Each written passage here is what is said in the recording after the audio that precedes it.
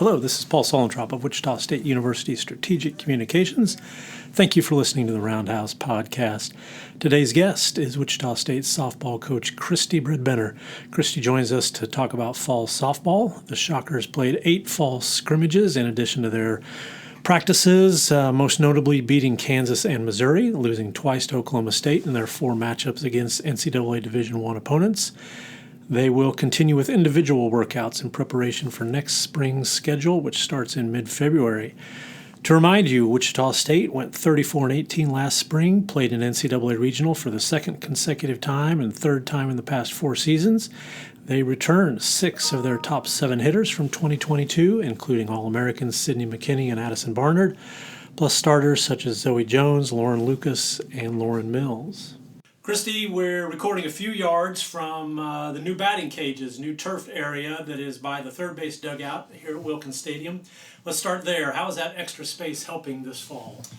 Well, that's been a huge addition to Wilkins. I think it's been an area that we've needed for a while. We had just the one long lane and then a short lane down the left field side for the whole time that I've been here. In fact, I think Tim Walton put that up in the early 2000s, and apart from the fact that it wasn't the safest place to be, it really didn't give us the amount of space that we probably needed to be as efficient or wanted to be as efficient when it comes to hitting. So when we sat down and talked about some of the improvements that we needed to make to the facility to host the American Athletic Conference tournament, hitting was a must, and we're pretty helpful. It was definitely helpful of President Muma to give us that space and give us the funding to turf it, put the poles in, and really the community, the people that stepped up in the community and supported our efforts in fundraising to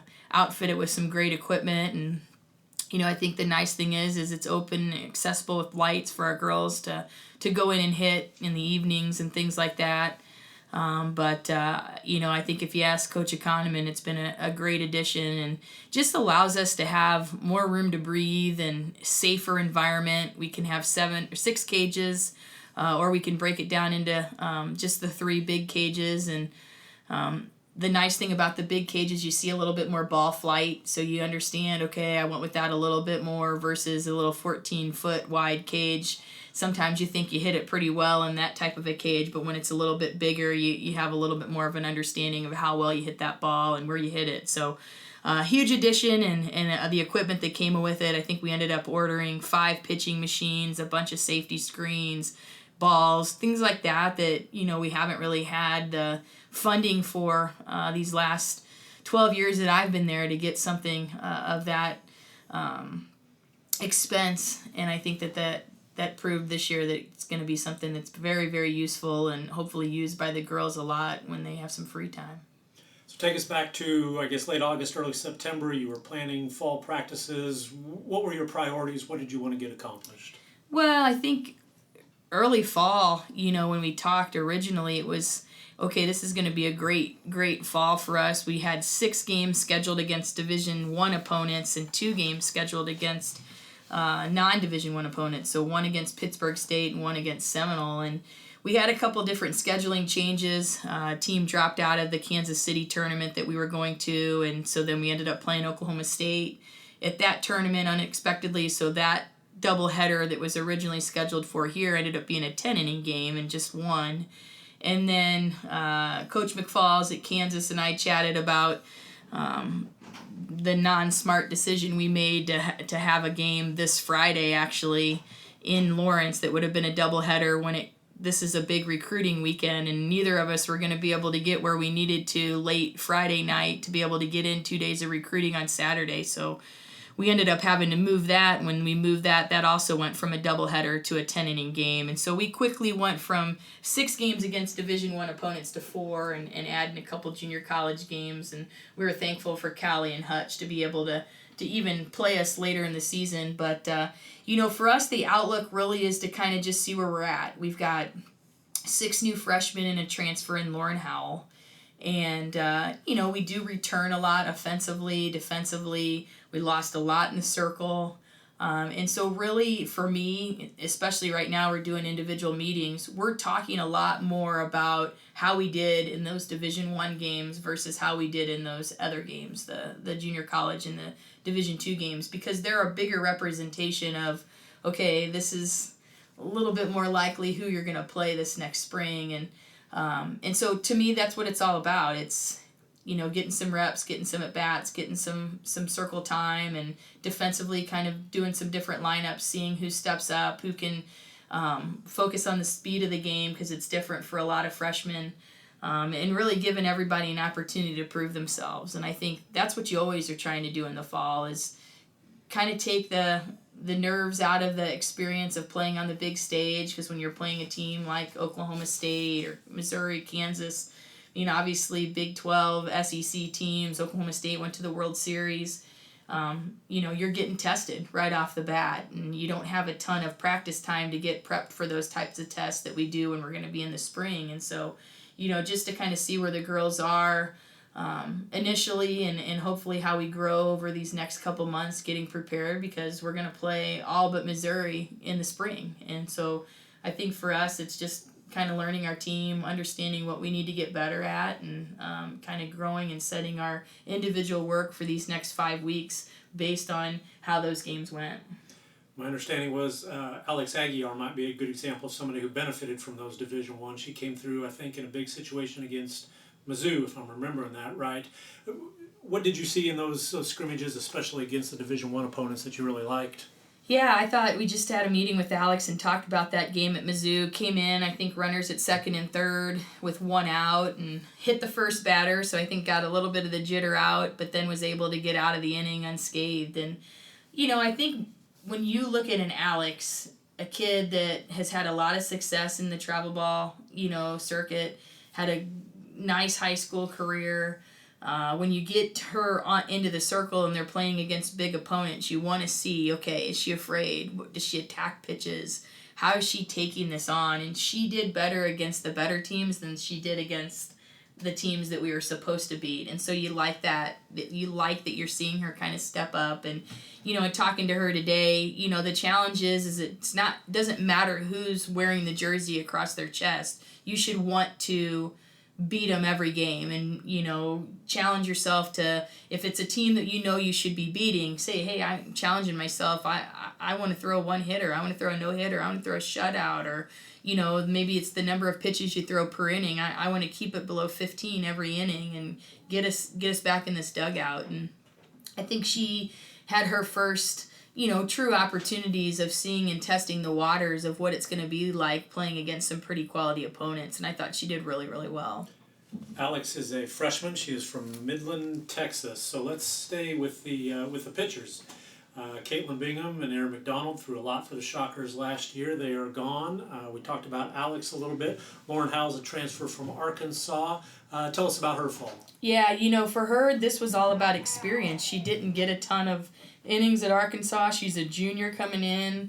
I think it's about building confidence and giving her the experience to see what it's going to be like to be counted on a lot more. At Arkansas, they've had an outstanding team last several years, but they've benefited a little bit from the portal this past year, and I think because of that, her innings depleted a little bit, and her opportunity to have success and get an opportunity period went when they brought in the two transfers. And so we've got to build confidence back in her, because when you see a coach bring in somebody that's taken the innings that you thought you've worked towards and we're going to get to have, you lose a little bit of confidence. And so that was a huge part of Lauren's evolution here this fall, is just getting back out there, being counted on.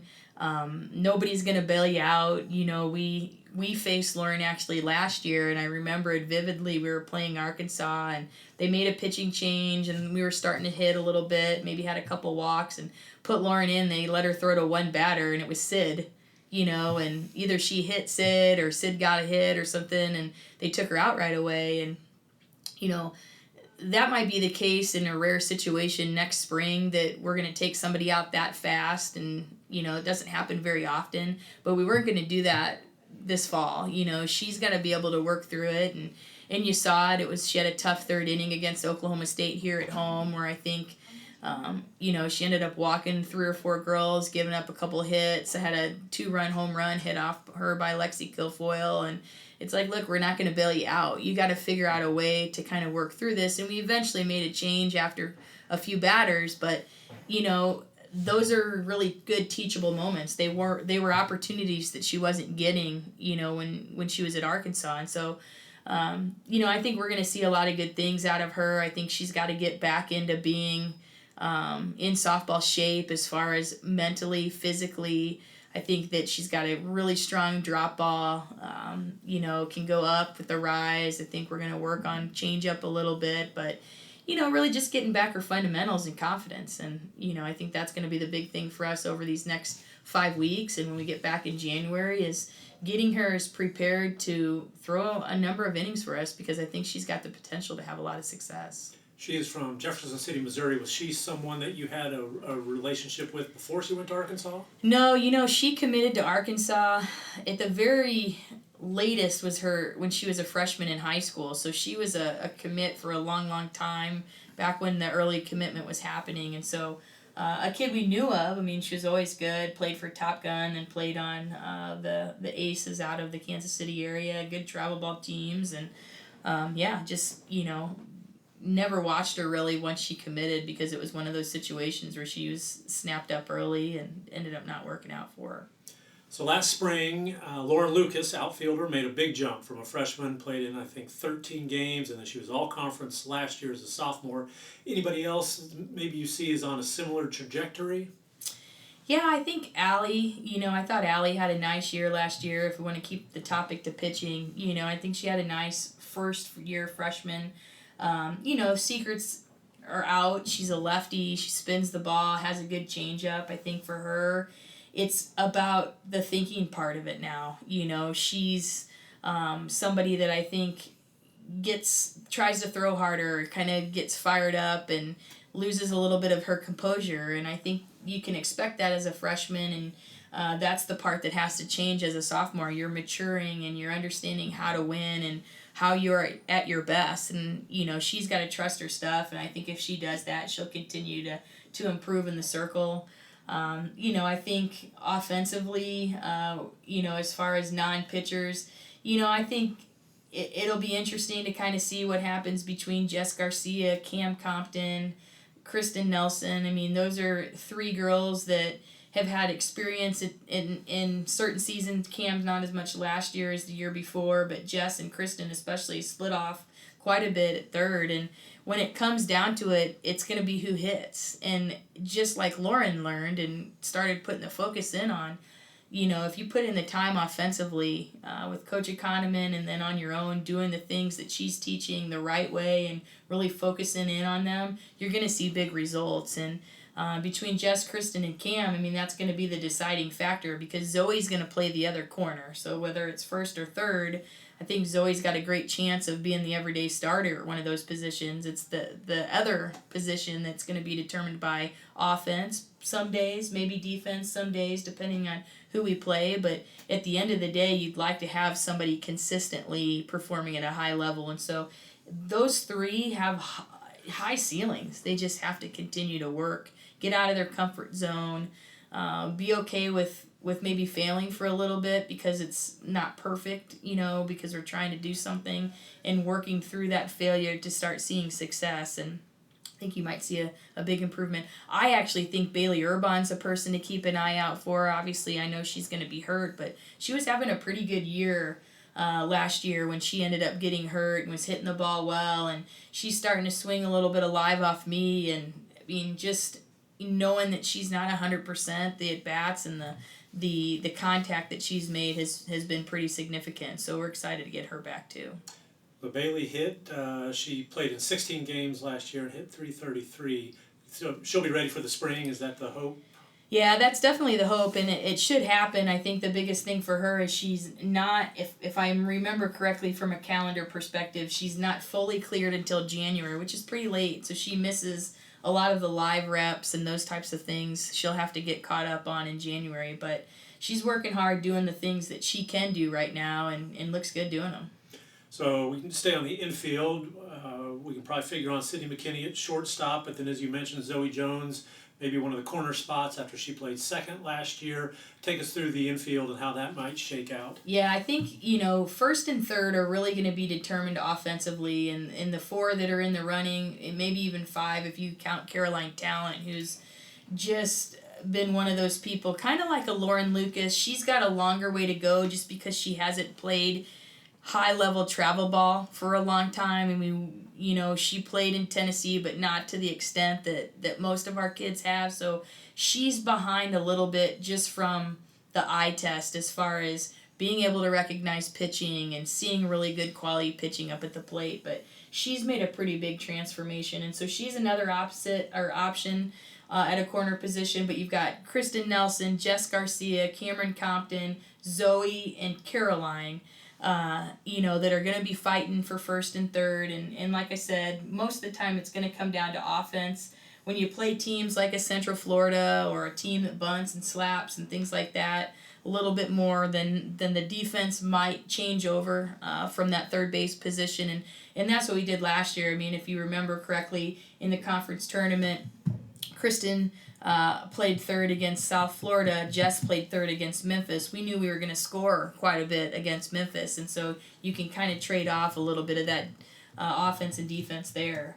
As far as the middle infield goes, Sid's a lock at short and really kind of the captain of the ship. Has done a great job being a leader this year, and I'd put Zoe in that same category. Both of them have kind of embraced the whole senior mentality of, hey, we want to win, but we want to be great mentors and great teammates and really lead the ship this year, and I think they've done a good job of that.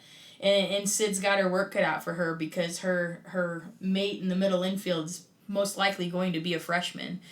Sami Hood's got excellent hands, very similar to the Kaylee Heckers of the world, which are pretty rare, but really great hands, great arm slot, great range.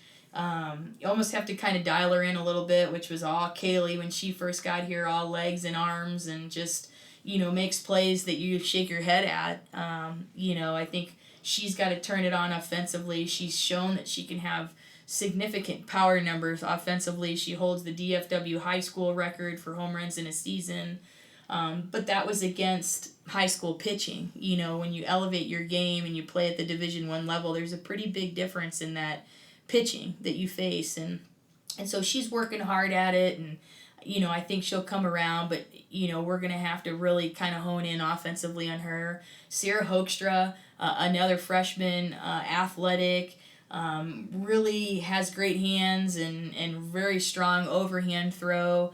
Lefty hitter, which, we love the lefty hitters in the lineup, and so that's an advantage for her. But those two will battle it out there at second base. And, I think the cool thing about two freshmen at second is that if Zoe's playing first and Sid's playing short, you've got two fifth years that are pretty darn good at softball. One that played that position all last year, and the other one who's, pretty much the best softball player that's ever played at Wichita State. A lot to learn from and a lot to listen to. And I think that's always the biggest challenge for our freshmen, is that when they get here, they learn and hear and are coached, and there's a lot going on, and you just have to learn to open your ears and let it kind of absorb and take baby steps to achieving different things. But I think that's the biggest challenge for those freshmen, is to kind of get after it a little bit, get uncomfortable, make some changes, because you're not going to get away with the things that you used to be able to get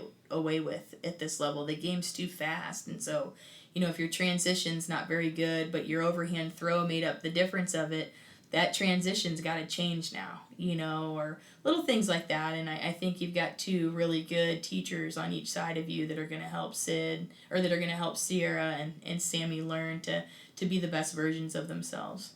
So I know how good Kaylee Hecker was defensively, so I was surprised earlier this spring when someone mentioned Sami Hood and Kaylee Hecker kind of in the same sentence. So I wanted to ask you about it. So you'd say there's a fair comparison there? Yeah, I think Kaylee was a little taller, Kaylee's range to her glove side a little stronger than Sami's, and Sami's range to her throwing side might be a little stronger than Kaylee's. But I had actually Jen McFalls at Kansas was talking to me a little bit about Sami, and she was like, "So I heard she's pretty good." And Sami was a COVID kid. We all watched these kids on television, So when all those kids committed, there wasn't a ton of I wasn't at a lot of ball fields watching. This was when we were sitting at home and watching things on Athletes Go Live. Coach E had seen her at a camp prior to and kind of noticed, hey, she's got pretty good hands, whatever. And so we remembered that, kind of in the recruiting process. And Jen was like, yeah, I never really had a chance to watch her. And the first inning, Sami turned a double play and made a diving play up the middle and threw the girl out. And I walked back over and she goes, yeah, you kind of downplayed that. She's excellent. And I said, yeah, she's got crazy hands. And you can't teach some of that kind of stuff. It's definitely, an attribute that you hope that, you have with every one of your middle infielders. But we don't see a ton of that here at Wichita State. We've got kids that have good hands, but just the arm slot and the kind of the full package. And it'll be fun to watch her and see what she does defensively. And, shortstop's her main position. So moving over to second's a transition. It's a different look. Ball's coming off the bat. Same thing for Sierra. Both of them are shortstops. And so just a lot to learn. A lot of different, bag coverage, covering bunts, being able to cover, second on some steal situations. And so, it can be overwhelming, and they've done a pretty good job of making sure that in the short time that they've been here that they're doing everything they can to be the best version of themselves. So you've mentioned several newcomers already. Anybody else that maybe fans should keep an eye out? Is there another spot, another position where a newcomer might pop up? Yeah, we just finished a meeting. We've got a freshman from Chicago, Cece Fleming, who's very athletic, played football in high school, can catch, can play infield, can play in the outfield. I think she's got a high ceiling, has never really been honed in and taught a lot of real basic softball skills. And so there's some things about her throw and there's some things about her swing that I think if she really gets to buying in are going to transform her. She's unfortunately got injured, and so we're waiting kind of to see where she's at and what's going to happen with her. But, for right now, she's practicing more with her ears than she is physically, just listening to the things that we're talking about, the situations that you get in, listening to Coach E talk about hitting, and really kind of taking it all in. And hopefully here in the next couple of weeks, she's, available to play. Taylor Solacek, looks like her name should be pronounced Sedlasek, but it's Solacek. Super strong kid. I think she could make a case for having some significant playing time. Tremendous power.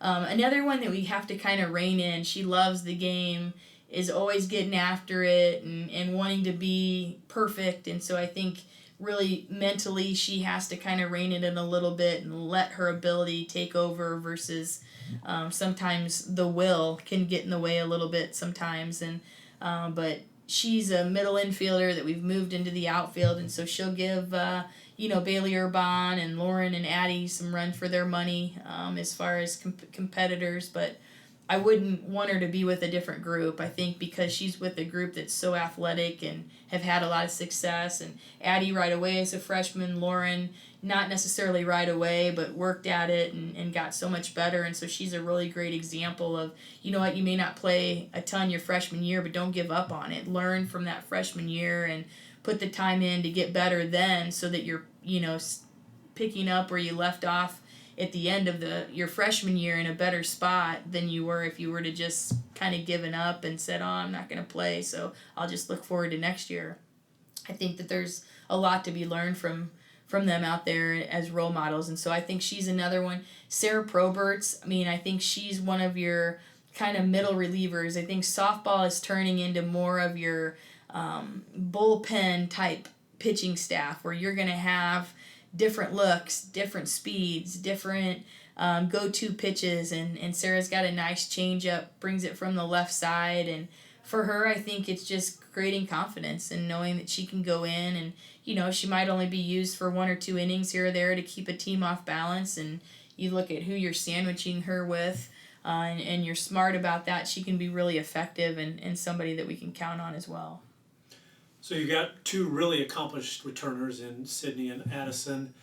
Do you have to, or how do you go about challenging them, keeping things fresh for two kids who have already done so much? Is that part of your practice planning periods at all? I think for Sid now it's more of being a leader, and you can't do anything about what you've done in the past, and so the biggest thing is not pressing so much. And I thought Addie did a great job of that last year. You look at a lot of freshmen that come in and they have a really great freshman campaign, end up struggling a little bit their sophomore year because they put the pressure on themselves to match it. And I thought she did a nice job of that. I think just they're humble, they are hardworking, they want to have success, they're doing all the right things to be confident and have that success. And so to me it's more being that role model and being a really great ambassador to the younger kids, and hopefully an example that they work hard at it. It doesn't come naturally to them. It's not like they just show up at the field without making sure that every day at practice they're giving 100%. They're giving it. They're doing the things that they need to do to be successful, and so that's how you kind of challenge them, is more of like, okay, you've been there, done that with some of this stuff, but how much now can you push your teammates to get on that same level as you, and elevate the level of expectation that this program has. So you mentioned off the being a leader, those kind of things. Sydney McKinney made the video that I think a lot of people saw, the impressions of Coach Elizabeth Economan. How do you rate that video for accuracy? Yeah, it's pretty spot on. I think Coach E has been obviously a best friend of mine, but just somebody that I think is a really good compliment to me. I mean, she's a lot more low-key. She doesn't ever, very rarely does she get uber angry, and she's not much of the yeller. In fact, I'm always like, okay, you be the bad guy today. It's always me. I'm always the one that's taking him down the line and having to try to create the energy and things like that when we're struggling, and she never does it. Her way of frustration, I think the girls get it, and so the best part about her is that she loves hitting, and she's very, very obvious about it. When I talk about defense, she's always rolling her eyes like, oh, can we just talk about hitting? And the girls love that about her, and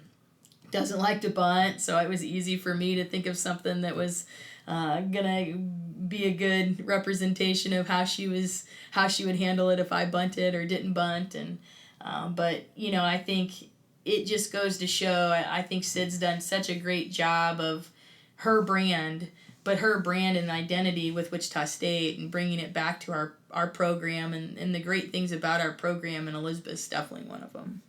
So you played with Elizabeth for a year or two at Truman, right? And then coached her. Was she that offensively oriented as a Bulldog also? Yeah, so we played 1 year together. She was a freshman when I was a senior, and was great. I mean, she batted 3-hole, I batted 4, and just kind of a good little duo, that last year for me. And then I always give her a hard time and remind her batting average was similar to Sid's this past year when she was a sophomore. So the 1 year that I was there, she hit over 500, and I said, yeah, it's because you had excellent coaching that year, because I was just there the 1 year, but she was a 3-time All-American. Yeah, great. I mean, just loves the game, loves hitting, loves talking hitting, loves looking at different things when it comes to, being offensive, loves the prep. I mean, it's what gets her up every morning when it comes to softball and her job, and I think it has shown in a big way in our program. So I think Sydney's work with the NIL has also attracted a lot of attention. Why do you think she's the type of person who's really been able to kind of seize this moment in this way? Well, success is always going to be a big benefit to NIL, and the success that she's had on the field for our program is, immeasurable. But I think the biggest thing for Sid is that she's a grower of the game. She's a people person. She's always very thankful on Twitter and Instagram and all the things that she's posting out there. When people comment to her, she's responsive, whereas you see some of these people that, start NIL or trying to generate some NIL, they just post something and it's like their one post and they got $10,000 for it. Good for you. That's awesome. Sid's working for her. She's not afraid to do things. She's got her artistic side that she loves to show off because it really shows her and shows people that, softball isn't just your identity. There's other things that you can identify with that make you happy, and art's a big one for her, and it's a great outlet for her to get, her mind off of softball every now and then, which I think is really important.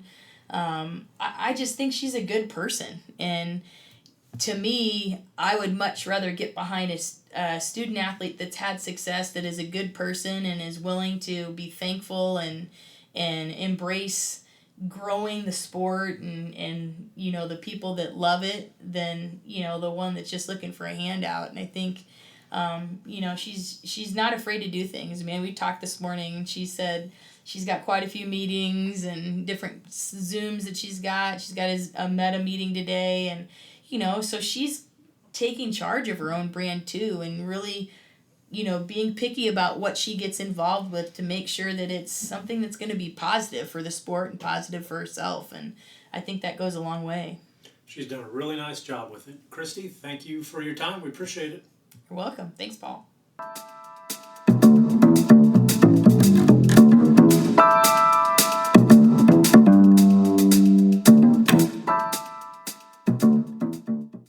Hi, this is Rick Muma, president of Wichita State University. Check out the latest episode of the Forward Together podcast. Each episode, I sit down with different guests from Shocker Nation to celebrate the vision and mission of Wichita State University. Listen wherever you get your podcasts.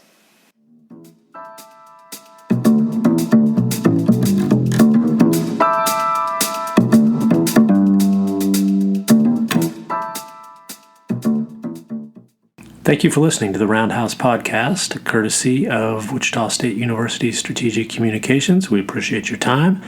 We encourage you to rate, review, subscribe wherever you get your podcasts, such as on iTunes or Google Play. You can find more Roundhouse content at GoShockers.com. Thank you for listening. And they let him pass it up court, and then it gets picked off. A long three by Pangos, no good. 1 second, it's over. It is over, and Wichita State has beaten the #1 team in the nation to go to the Sweet 16. Go crazy, Wichita. I know you.